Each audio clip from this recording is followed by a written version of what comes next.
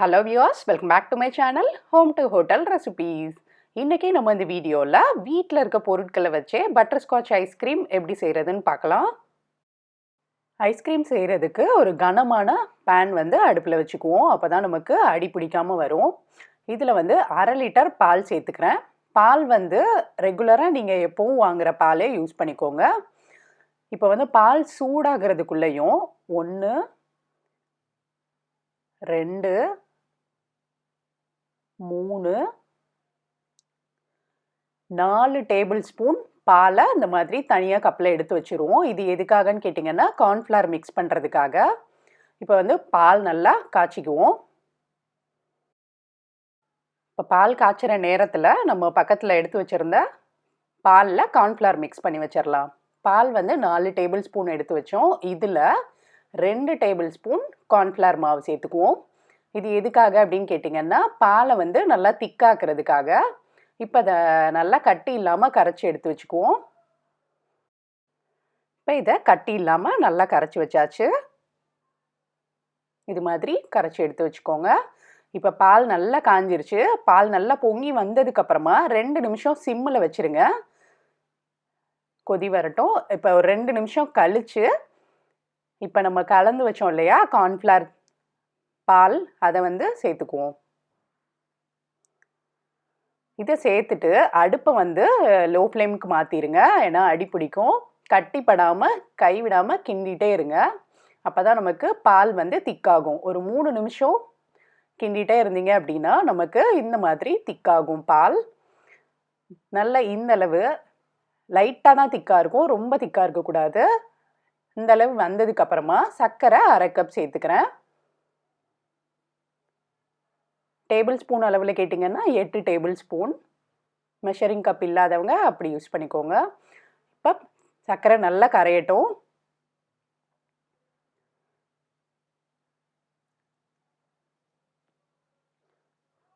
இப்போ சர்க்கரை நல்லா கரைஞ்சிருச்சு. இதுதான் ஐஸ்கிரீமோட கன்சிஸ்டன்சி. லைட்டாக திக்காக இருக்கணும். இந்த மாதிரி ரன்னியாக தான் இருக்கணும். விரலில் தொட்டு பாருங்க, நமக்கு நல்லா இந்த மாதிரி க்ரீமியாக தெரியும். இந்த கன்சிஸ்டன்சியில் இருக்கணும். இப்போ நம்ம அடுப்பு ஆஃப் பண்ணிடலாம். இப்போ அடுப்புலேருந்து இறக்கிட்டேன். அடுப்புலேருந்து இறக்குனதுக்கு அப்புறமா வெனிலா எசன்ஸ் 1/4 டீஸ்பூன். நீங்கள் வந்து பட்டர்ஸ்காட்ச் எசன்ஸ் வச்சுருந்தீங்கன்னா அதை போட்டுக்கோங்க. அடுத்தது நான் கலருக்காக எல்லோ ஃபுட் கலர் ஒரு பிஞ்ச் ஆட் பண்ணுறேன். இது வந்து ஆப்ஷனல் தான், உங்களுக்கு வேண்டான்னா விட்டுருங்க. இதனால டேஸ்ட் எதுவும் மாறாது. இப்போ இதை நல்லா மிக்ஸ் பண்ணிக்குவோம். நல்லா கலர் வந்துடும் நமக்கு, பட்டர்ஸ்காட்ச் ஐஸ்கிரீம் கலர் வந்துடும் நமக்கு. இப்போ இதை நல்லா ஆற விட்டுருவோம். இப்போ பார்த்தீங்கன்னா நல்லா ஆறிடுச்சு. நல்லா திக்காக இருக்குது பாருங்கள். நம்ம வந்து அடுப்பில் வச்சு இறக்குனப்ப இருந்ததை விட இப்போ ஆறுனதுக்கப்புறம் இன்னும் கொஞ்சம் திக்காக இருக்குது. இப்போ இதில் வந்து கொஞ்சம் கொஞ்சம் கட்டிகள் இருக்கும். அதை வந்து மிக்சியில் போட்டோம் அப்படின்னா நல்லா அரைப்பட்டுரும். அதனால மிக்சியில் போட்டுக்குவோம்.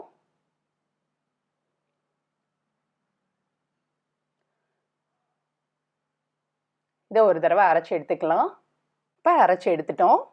இப்போ இதை அடுத்து நீங்கள் எந்த பாக்ஸில் ஐஸ்கிரீமு ஊற்றி வைக்க போகிறீங்களோ அதை எடுத்துக்கோங்க. இன்றைக்கி நான் வந்து இந்த மாதிரி சில்வர் டிஃபன் பாக்ஸ் எடுத்திருக்கேன். நீங்கள் வந்து இதுக்கு பதிலாக ஒரு ஏர்டைட் கண்டெய்னர் எடுத்துக்கிட்டால் பெஸ்ட்டு. இது மாதிரி சில்வர் டிஃபன் பாக்ஸில் ஊற்றி வச்சிங்க அப்படின்னா நான் செய்கிற மாதிரி பண்ணுங்கள். இப்போ ஐஸ்கிரீமை ஊற்றிட்டு மேலாக இது மாதிரி ஒரு கவரை போட்டு மூடி வைக்கணும். அப்போ தான் நமக்கு ஃப்ரிட்ஜில் வைக்கும்போது ஐஸ்கிரீமுக்கு உள்ளே தண்ணி விழுகாமல் இருக்கும். இது மாதிரி கவர் போட்டு மூடி போட்டு நல்லா டைட்டாக மூடிடுங்க. ஏர்டைட் கண்டெய்னர் யூஸ் பண்ணிங்கன்னா இது தேவையில்லை. இது மாதிரி சில்வர் பாக்ஸில் யூஸ் பண்ணும்போது இப்படி தான் வைக்கணும். இப்போ இதை வந்து ஃப்ரீசரில் ஒரு 3 மணி நேரம் வச்சுருவோம். அதாவது பாதி ஃப்ரீஸ் ஆகணும். இப்போ ஃப்ரீசரில் வச்சாச்சு. இந்த நேரத்தில் நம்ம சுகர் கேரமல் ரெடி பண்ணிடலாம். அடுப்பில் ஒரு பேன் வச்சுட்டு இதில் சர்க்கரை 5 டீஸ்பூன் ஆட் பண்ணிக்கிறேன். சர்க்கரையை கேரமலைஸ் பண்ணுறோம். ஹீட் பண்ணிகிட்டே இருந்தீங்க அப்படின்னா சர்க்கரை வந்து கரைய ஆரம்பிக்கும். பாருங்கள், சர்க்கரை மெல்ட் ஆக ஆரம்பிச்சிருச்சு. மெல்ட் ஆனதும் ஒரு ஃபியூ செகண்ட்ஸில் லைட் கோல்டன் ப்ரௌன் கலரில் இது மாதிரி வரும். இந்த மாதிரி லைட் கோல்டன் கலரில் வந்ததுமே நம்ம அடுத்து ஒரே ஒரு டீஸ்பூன் நெய் ஆட் பண்ணிக்கலாம். நீங்கள் வந்து நெய்க்கு பதிலாக அன்சால்டட் பட்டர் வீட்டில் வச்சுருந்தீங்கன்னா அதையும் சேர்த்துக்கலாம். நட்ஸ் வந்து நான் வந்து முந்திரி பருப்பை ஆட் பண்ணுறேன். நீங்கள் இதுக்கு பதிலாக பாதாம் பருப்பும் ஆட் பண்ணலாம். ஒரு 5 பருப்பை சின்ன சின்னதாக போட்டிருக்கேன். இதை வந்து நல்லா மிக்ஸ் பண்ணிவிட்டு அடுப்பை ஆஃப் பண்ணினதும் உடனே நம்ம நெய் தடவின தட்டில் மாற்றிடணும். ஏன்னா இது வந்து அடுப்புலேருந்து இறக்குனதுமே கெட்டியாயிரும். அதனால உடனே நெய் தடவின தட்டில் இது மாதிரி பரப்பி விட்டுருங்க. கொஞ்சம் லேட் பண்ணாலுமே நீங்கள் ரெடி பண்ண அந்த பேன்லேயே ஒட்டிக்கிறோம். இப்போ இதை நல்லா ஆற விட்டுருவோம். இப்போ இது நல்லா ஆறிடுச்சு.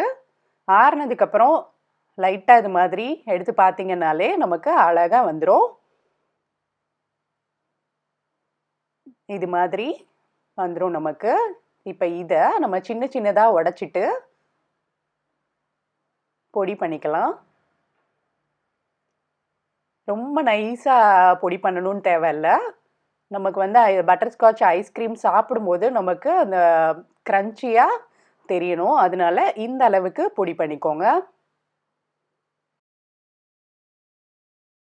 இதை ஒரு கப்பில் எடுத்து வச்சிடுறேன். இதை நம்ம வந்து ஐஸ்கிரீமில் அப்புறம் ஆட் பண்ணலாம். இப்போ வந்து ஃப்ரிட்ஜில் 3 மணி நேரம் வச்சு எடுத்தாச்சு ஐஸ்கிரீமை. இப்போ ஐஸ்கிரீம் பார்த்தீங்கன்னா பாதி ஃப்ரீஸ் ஆகிருக்கும். இந்த அளவு பாதியாக ஃப்ரீஸ் ஆனால் போதுங்க. இப்போ வந்து நம்ம இதை திரும்ப மிக்சியில் போட்டு அடிச்சுக்க போகிறோம். ஃப்ரீஸாக இருக்கிற பொருளை நம்ம மிக்சியில் போட்டு எடுத்தோம் அப்படின்னா நல்லா க்ரீமியாக மாறிடும். அதுக்காக தான் இந்த ஸ்டெப்பு. இப்போ ஐஸ்கிரீமை போட்டுட்டு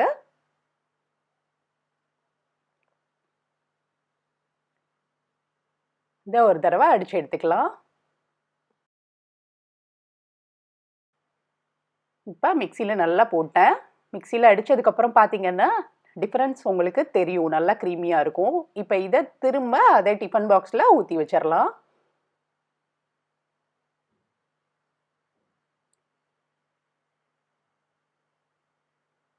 இப்போ நம்ம ரெடி பண்ணி வச்சுருந்த பட்டர்ஸ்காட்ச் ஆட் பண்ணிடலாம். இதில் கொஞ்சமாக கார்னிஷிங்க்கு மட்டும் கடைசியாக போடுறதுக்கு வச்சுட்டு மீதியெல்லாம் ஆட் பண்ணிடுவோம்.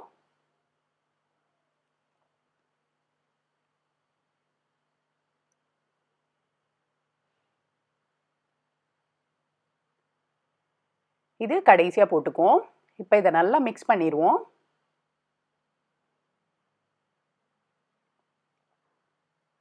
மேலாக லைட்டாக தூவி விட்டுக்கிறேன்.